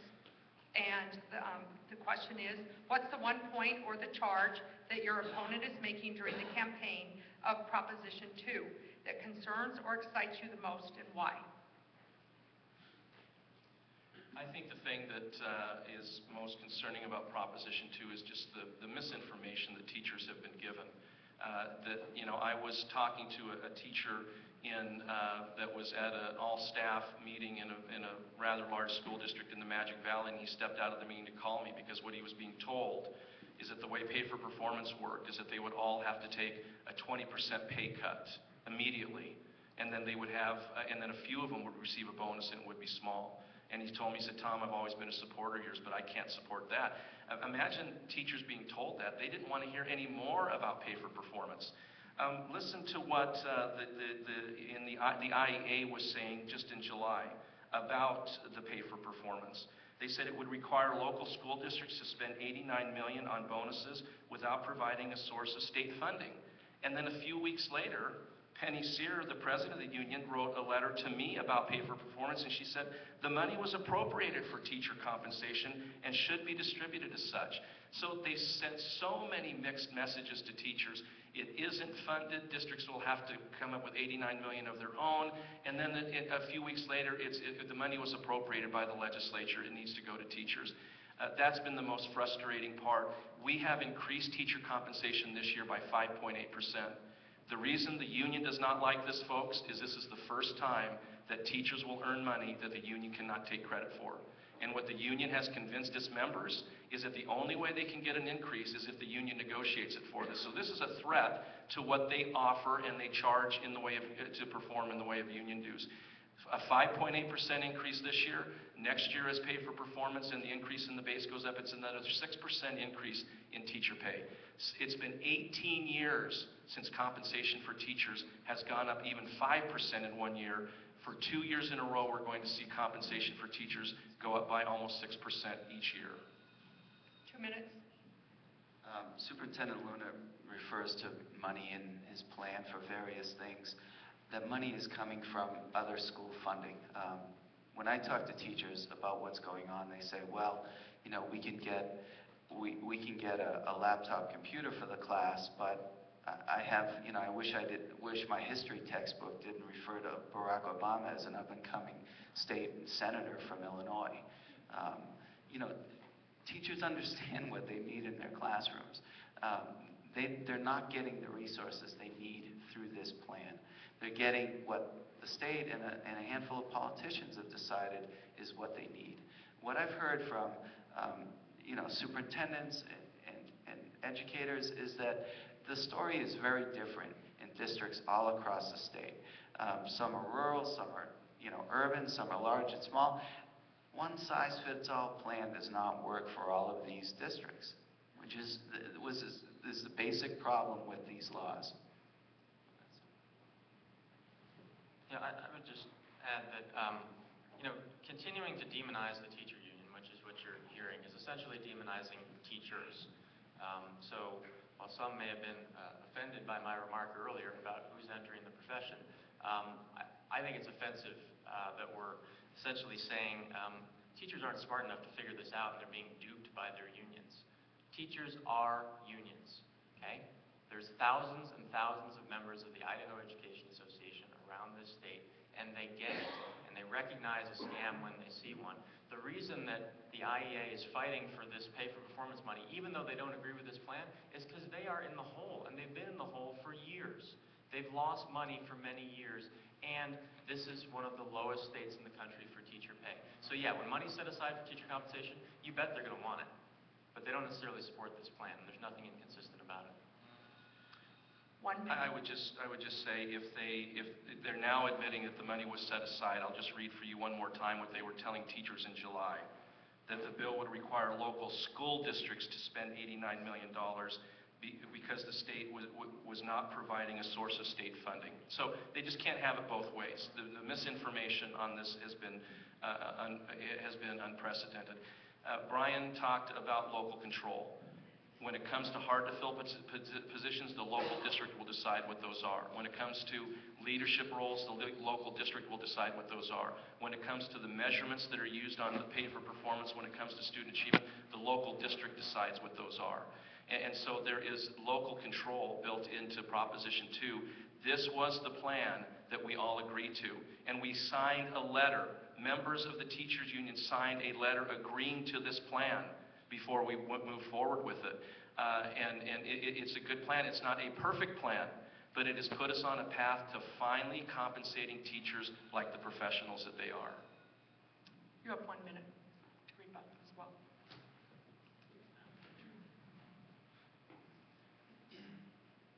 Again, as a parent, I've never perceived this as being an issue about the union. Teachers in this state are not required to join, as I understand it. They choose to. But what this is really about is how teachers are respected and compensated. And I can tell you that over the course of the past 20 months since we first organized in opposition to these laws and organized what was a real groundswell across the state of opposition to these laws, I've heard from many teachers. Many teachers. They feel demoralized and disrespected in large part because of the way our state superintendent of education talks about them and has treated them in these laws and the fact that he left them out of the process of drawing up these laws. Talk to teachers. Okay? Very good. We're going to move on to the third proposition. And because we're a little off on time, I'm going to have you each give a 2-minute summary of the proposition. Proposition 3 is, shall the legislation limiting negotiated agreements between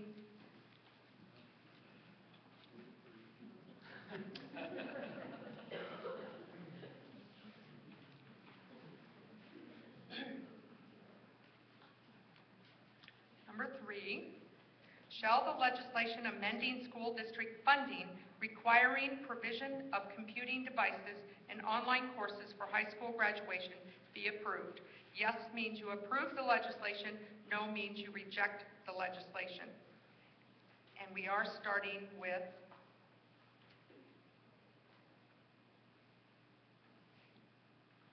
the yes campaign. You have just 2 minutes to summarize.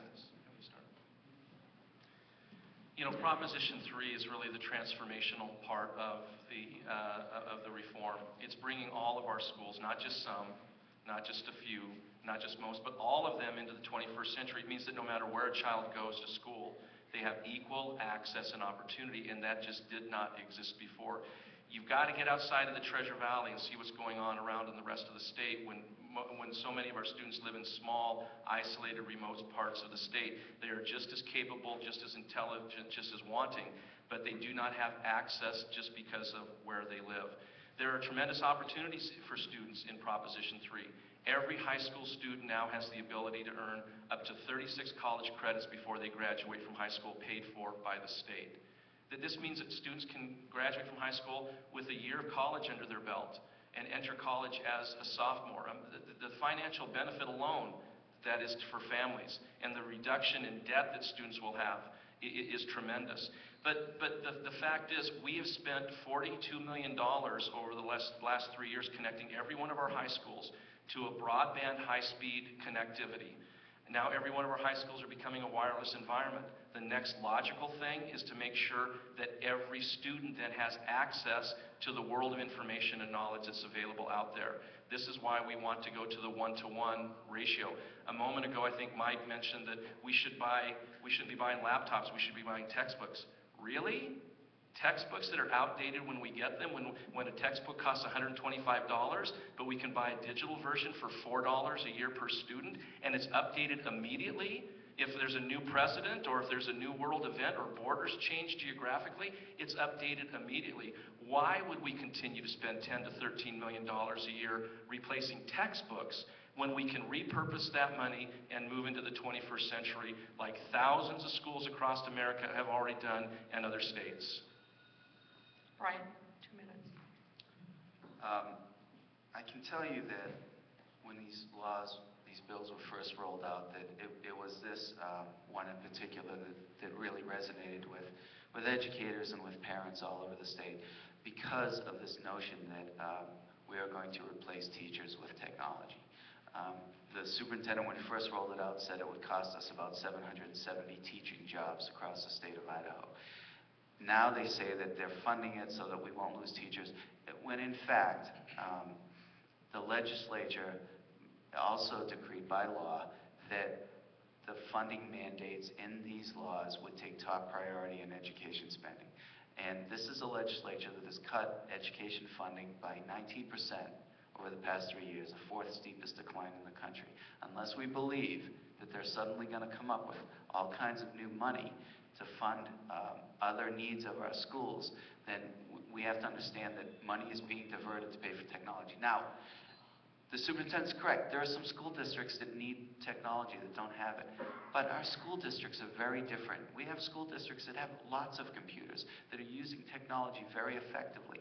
Why is it that, I just saw the story today, that his department signed a $180 million contract with HP to provide computers and whatnot. My kids don't need that computer, frankly.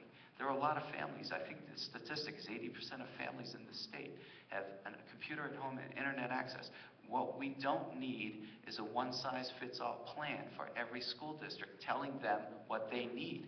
What we need is the Department of Education that asks those districts, what is it that they are lacking? What is it that they need? What kind of resources can we provide to you? How can we help you make your district better?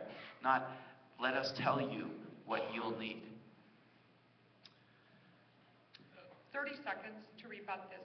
30 seconds. Folks, just know that when we gave districts the opportunity to volunteer to be part of the first third to roll this out, 85% volunteered and said they want to be first. Don't let anybody try to convince you that teachers do not want this technology, that schools do not need it, and that it's not good for students. The Boise School District said in their application that was chosen to be part of the first third is that students will have greater access to instructional staff that will leverage existing technology and resource databases. So even the Boise School District, which we would argue is one of the most robust districts, gave us an application that showed how they could improve student achievement if they had 1-to-1 ratio of these laptops to the districts. And for that reason, Boise was chosen to be one of the first districts, Meridian, Homedale, and others. So hold on, the superintendent had more than 30 seconds on that one. Wait, stop. He got a minute on that one. Did he get a minute? He did. Abigail. Okay, then Give him a minute. I don't care. Jim. I'll take 40. 40 will work. We like technology, okay? It's an effective tool. It's a classroom enhancement. It's something that can be used to enhance learning. No one sitting here or on the No campaign is against technology. But again, Mike reminded me I should stop with studies because people get bored with studies. Think intuitively. Do kids today need more screen time? Do you really think that kids are not sitting in front of screens enough such that they're not going to be prepared for the world? That's just silly. Kids understand technology. They get plenty of screen time. And this direction, moving the direction of online classes, is very scary, and people ought to be nervous about this because it is going to replace teachers. In January 2011, we saw the foreshadowing of that. Okay, so now we're going to move into the questions that are related to Proposition 3, and we start with the no side, and you will have 2 minutes to answer this question. Support for Prop 3 has waned. What does today's announcement that Hewlett-Packard will provide the computers for Idaho's teachers and high school students mean in relation to the success or failure of Proposition 3? 2 minutes.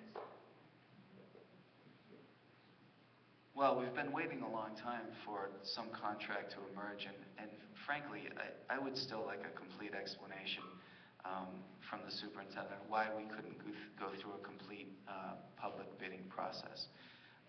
But nonetheless, regardless of what was signed today, and there is a clause in the contract that was signed today that nullifies it if we overturn these laws on November 6th, the public, we've got to recognize that there is the word public in public schools. You've got to have buy-in from the public. The superintendent in 2010 didn't campaign saying, I intend to, unveil in January the biggest experiment in overhauling public education that this country's ever seen. Idaho will be the first state to require every high school graduate to take online courses, which are unproven, which comes back to the basic problem with these laws is, again, there's nothing in them that is a proven method of improving student achievement. So that's why, as a political leader, you have to get buy-in of not only the people who have to implement your plan, meaning educators, but you have to have the buy-in of the public. They need to believe in it. He should have campaigned on this. He should have gone around, involved, communities in the decision-making. Ask them what they need. Get ideas from the public and from professionals. We have some good, smart administrators and educators in this state. They could have contributed. They weren't allowed to. I would just say, too, HP is a great company. My hat's off to them. They provide great technology, and I've worked with them for many years. But it's $180 million that we are taking out of the public schools budget and spending it on something that we don't know whether it works or not. Superintendent is fond of talking about the state of Maine doing the same thing with this one-to-one investment. Well, they did it when they had a budget surplus. We don't have a budget surplus. We're 50th in the nation in per pupil spending, 4th deepest cuts during the recession. We can't afford it. Okay, 2 minutes. In 2 minutes, there's not enough time in the week for me to talk about how important technology is in the classroom now. But the focus is not about the device, it's about the learning. The computer's never going to replace the relationship that a teacher builds with a student to help them love to learn. But having that piece of technology in a school district such as ours, that, again, we don't have supplemental levies to provide us with the technology needed to give kids the things they need. Without the state support, we wouldn't be able to do it. This past year, when I got to Garden Valley, we were limited by a master schedule. We have a teacher for each subject area, and that's all we really could offer kids. Without the implementation of the technology, we wouldn't be able to do what we're doing now. We created our own digital academy. Kids have access to classes everywhere. We created our own. We have 50 kids. We have 236 kids in our school. We have 52 kids in our digital academy. If we didn't have the state support to bring that in, we wouldn't be able to do that. Kids would be driven by the master schedule, not by what they need and what they want to take in their educational plan. Just real quick, it's important that you have the facts, folks, if you're going to make decisions. Idaho was not the first state to require students to take an online course in order to graduate from high school. So it's just not true. Other states have done this. And I guess Brian and the no side would want us 8 years from now to still be spending $13 million a year on textbooks. I don't get this, folks. When we have the one-to-one ratio of student to computing device, that device becomes the textbook. It is the math calculator. It is the word processor. We no longer spend millions of dollars on computer labs. Every classroom is a computer lab. This isn't about teaching kids how to use technology. They know how to do it better than we do. This is the learning tool of the 21st century. I suspect that maybe some on the no side would have told Gutenberg to take that textbook out of the classroom after you printed it because you're going to try to replace teachers with textbooks. That's just not the Right. case. Your side has 1 minute to rebut. I have to commend Superintendent Schrader. It sounds like they're doing some great things in Garden Valley, and that's, the kind of ingenuity we need in our school districts. But I think, this question, and all of them come back to one central point. How is it that what works very well in Garden Valley or in New Plymouth or in Pocatello works in Salmon and Chalice and Boise and Cuna and all these other districts around the state? Our districts have very different needs. $180 million would buy an awful lot of things in schools that are, at the bottom nationally in per pupil funding. What instead we're spending it on is a requirement for online courses that is not proven to better student achievement. There is nothing there that, I'm not even hearing the Superintendent Luna make the argument that there is data that online courses will improve. What Superintendent Schrader is telling us. Thank you. 1 minute. I guess the reason we haven't spent a lot of time talking about the online credit requirement is because, folks, if these laws are repealed, the online credit requirement does not go away.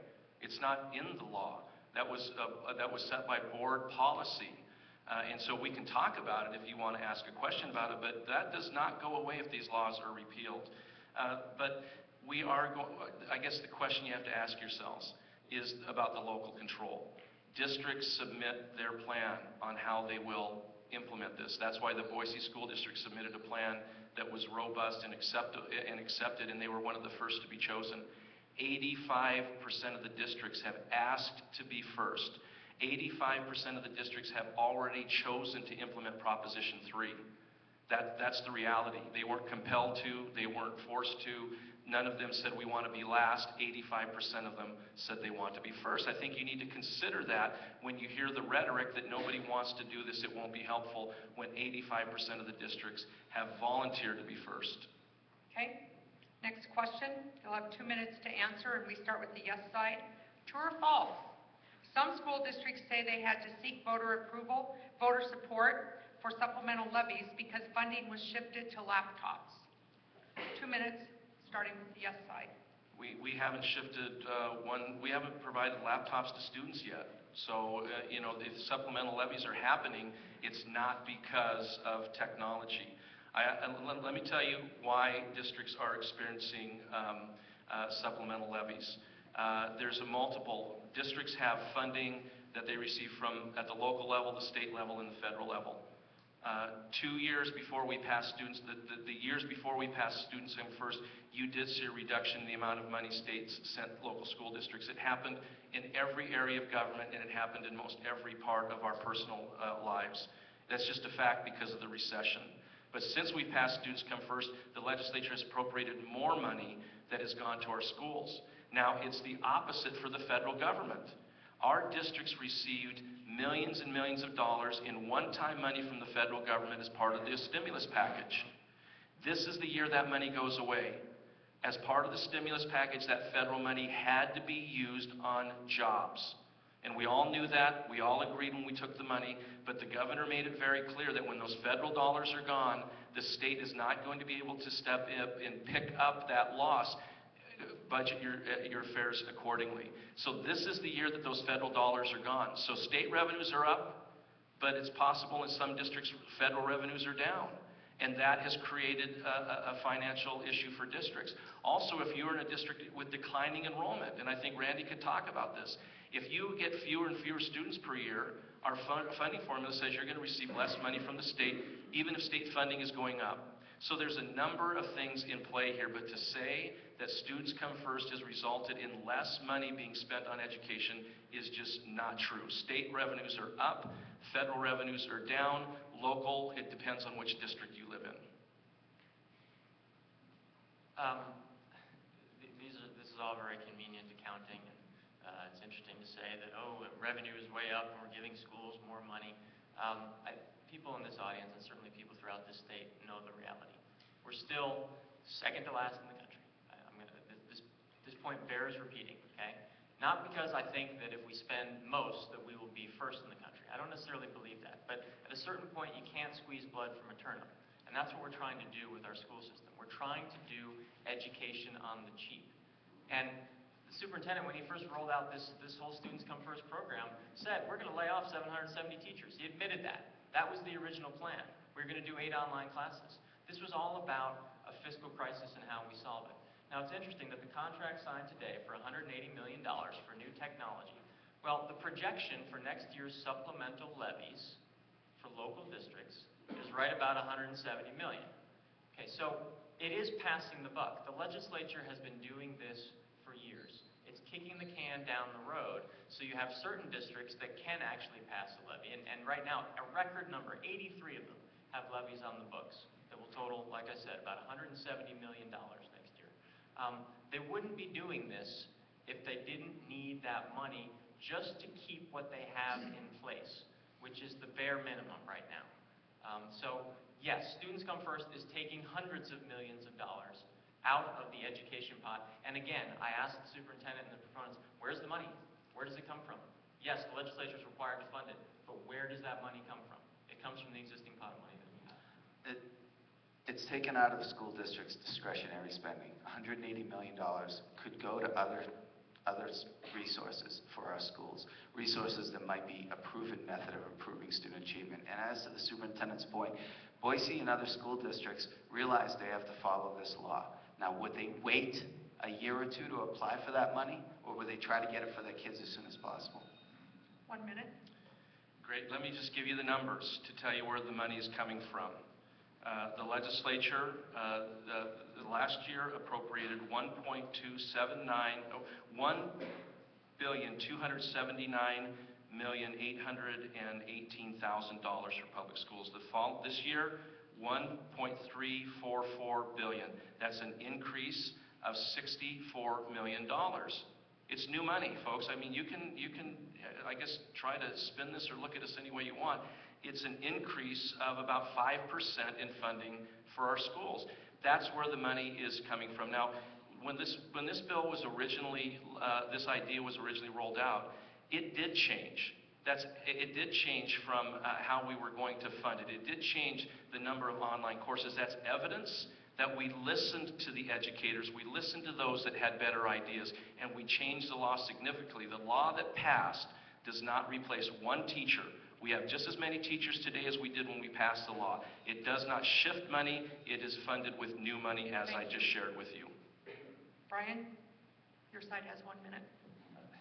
Again, I mean, if you want to believe that story, you can, but I'd recommend you go talk to your school trustees and you talk to your teachers and administrators and ask them, how's the money situation these days? I mean, we wouldn't have record numbers of levies going on in local districts and local communities if they weren't short on money. I mean, it's you know, when you have the 4th deepest cuts in the nation, when we cut public school budgets by 19% during that recession, it's very easy then to come back as soon as revenues start to turn and say, hey, look at us, we just gave schools a raise. But you know what? They're still in the hole, and we started in the hole. And this has been a decade-long trend that we've seen in Idaho of disinvestment in our schools and in our kids. And the superintendent knows that. And you know what? To his credit, and I haven't said this publicly, but the superintendent for his first several years in office did fight for more money because he knew it was important. And I admired him for doing that. But this Students Come First in many ways was raising the white flag and saying, we're not going to get more money out of the legislature, so this is the best we can do, education on the cheap. Okay? Thank you, Brian. Moving on. Am I up? No? No. Oh, darn. 'Cause I really Moving think on. there's something really important I want to say. The last question, you'll have 1 minute to respond each side and 30 seconds rebuttal. So please keep that in mind as you hear this question. What's the one point or charge that your opponent is making during the campaign of Prop 3 that concerns or excites you the most, and why? And we're starting with the no side. 1 minute to respond. So what's the most exciting thing or the most concerning thing of Prop 3? I think the greatest concern that I continually hear from people, parents and educators, is that, as you know, it's a point we're repeating, but it's worth repeating, that we are taking scarce resources in a state that does not fund its schools well, and we are diverting them into significant spending on technology that has not been proven to improve the outcomes of students. I've had many conversations recently with two former state superintendents of education, two of Tom Luna's predecessors, one a Democrat, one a Republican.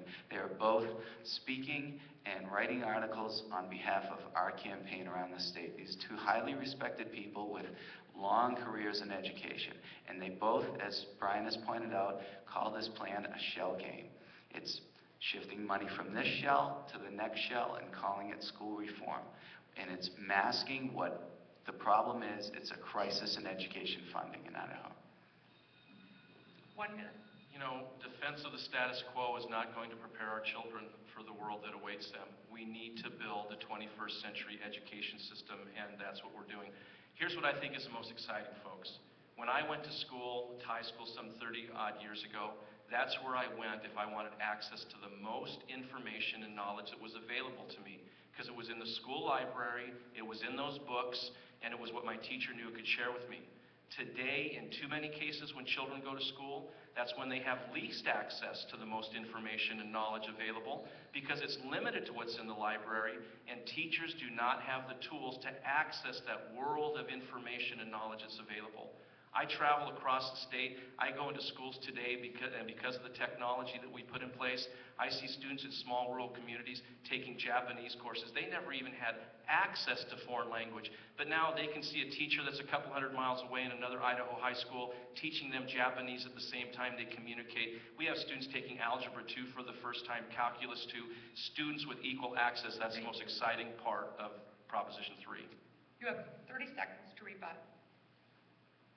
I'll just say that everything that the superintendent just described, which sounds great, was actually going on before Students Come First. Maybe not in every district, but it was happening out there. We had an Idaho Education Network that was building broadband throughout our schools. We had teachers that were offering classes in various places to districts and other places. We're not in opposition to technology. All schools should be wired for the 21st century, and we should have computers in there. The question is, should all of our students be sitting in front of a screen for the better part of the day, and then perhaps bringing that screen home and sitting in front of it again? And is that going to improve learning? 30 seconds. You know, if students ever take these devices home, it'll be because your local school district chose to make that happen. What you need to do, Brian, what you folks need to do is you need to go into a school and see what happens when there is a 1-to-1 ratio of student and computing device. You don't have to go outside the valley. I mean, go to Melba, go to Star Elementary School in Meridian. It's an exciting and vibrant, learning, engaging opportunity for students. Nobody is sitting in front of a computer blindly. They are engaged with their teachers, they are engaged with more learning opportunities, and it's equal access and opportunity, which just not existed before. Okay.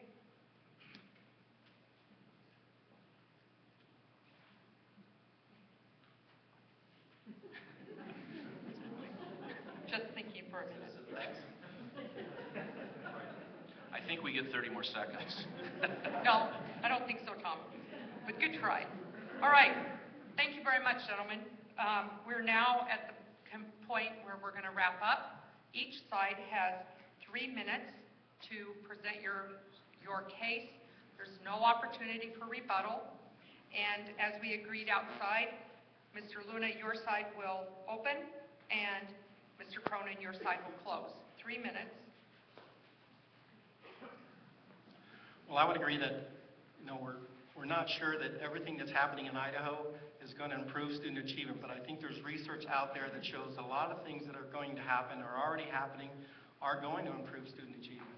You know, education reform is about rigorous curriculum, recruiting and retaining the very best teachers, clear and focused vision, college and career ready, partnerships with community and business, and I think this legislation allows for that. In the area of technology, I just would answer that students and the internet has open access to the world. Student engagement goes up when they're involved with technology. Students are no longer just producing documents or projects for teachers. They're producing items and things are going to be seen by the world. It increases engagement. It's been proven to improve student achievement if technology is used properly in the classroom. This legislation helps it. So, folks, in closing, I want to thank Brian and Mike and Vicki and the newspaper and everybody that was involved in putting this together. I really want to thank Randy for being here and for the work he's done in Caldwell and now that he's doing in his new district. Folks, I've always been a supporter of parental choice in education, giving parents choices and allow them to be part of the decision-making process. The decision that parents and other Idahoans will make in November is the most important education decision they are going to make, probably in their lifetime. And it's a question of whether we go back to the system we had 2 years ago or whether we continue down this path of reform, because that's really the only choices that have been given us. We've waited for 20 months for the opposition to come forward and tell us what is their plan. 20 months. And they've never come forward with even one idea that they would to improve schools or what they would do differently. And now they just want us to go back to where we were 2 years ago. We can't do that. Our children can't wait for adults. We have to move forward. Now, the laws that we passed in 2011, they weren't perfect. Moses brought down a perfect law 3,000 years ago. It hasn't happened since. But we made changes to it a year later after we learned from it. We'll make changes again next year when the legislature comes to town. We have put our schools on a path towards reforming our schools. Here's why. Every one of these children here deserve the opportunity to live the American dream like we are. And we are at a critical point where for the first time in the history of our country, these children may not have the opportunities that we've had, and education is going to play a critical role in that. We have to act. We cannot deny that there's a problem. We cannot choose not to act. We can't postpone our efforts. We have to continue to move forward. So I hope that you would allow us to continue to move forward in implementing the reform that we put in place, and you'll vote yes on Propositions 1, 2, and 3 on November 6th. Okay. You know, I want to thank Superintendent Schrader and Luna for being here as well, and everyone, all the hosts of this event, and all of you for coming. I'm listening to this, back and forth tonight, which has been very engaging, and ultimately, I think we're almost in agreement on many points, because I think what I hear from the other side is essentially an argument for allowing local school districts to be able to make decisions on how they spend their own resources. If 20% or so of families in Idaho don't have computer and internet at home, and we have poorer school districts that need certain resources, their needs are very different from other school districts. This is a state with enormous diversity. A one-size-fits-all plan is not going to work. You can say a lot of nice things about the 21st century classroom and technology and whatnot, and we all agree on those things. And our schools are many of our schools are implementing those things already. But when we start diverting enormous resources away from whatever the needs of individual school districts may be into one plan that was not put together by educators, that did not have the involvement of parents, that was a complete surprise even to most legislators by their own testimony, that was so unpopular that many in the legislature argued for it not to be passed. This is not the way we should be running our schools. One other thought I want to leave you with is that we've been accused of not coming up with another plan. I actually see the process we're going through right now as a very positive one. And if we repeal these laws, there will be a positive outcome, because what we have done is engage the public and the stakeholders in public education in this state, perhaps more than they've ever been engaged before. I think people are quite aware now of what kind of challenges we face in Idaho. What we can do with this process is move forward. Here's a plan. The plan should be to repeal these laws, vote no on November 6th, and then start with a real process, a process that is honest, that gets everyone involved, that gets in professional educators and many people we have with really good ideas, to share ideas, and to start that way. That's how it should be done. And I just read in the Statesman In fact, Superintendent Luna saying that, that if these laws are repealed, he may still roll forward with the technology mandate anyway and do it administratively. And I'd like to call on the superintendent to pledge that he will respect the will of the voters.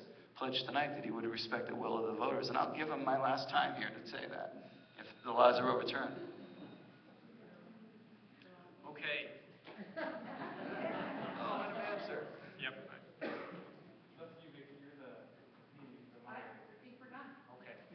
Moderator says we're done.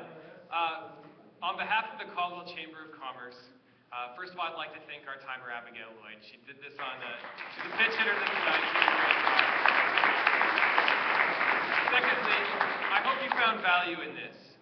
Take what you've learned home tonight, speak to it about your family, speak to it with your neighbors and your friends, and then get out and vote on November 6th. Please join me in thanking our participants tonight with one more round of applause.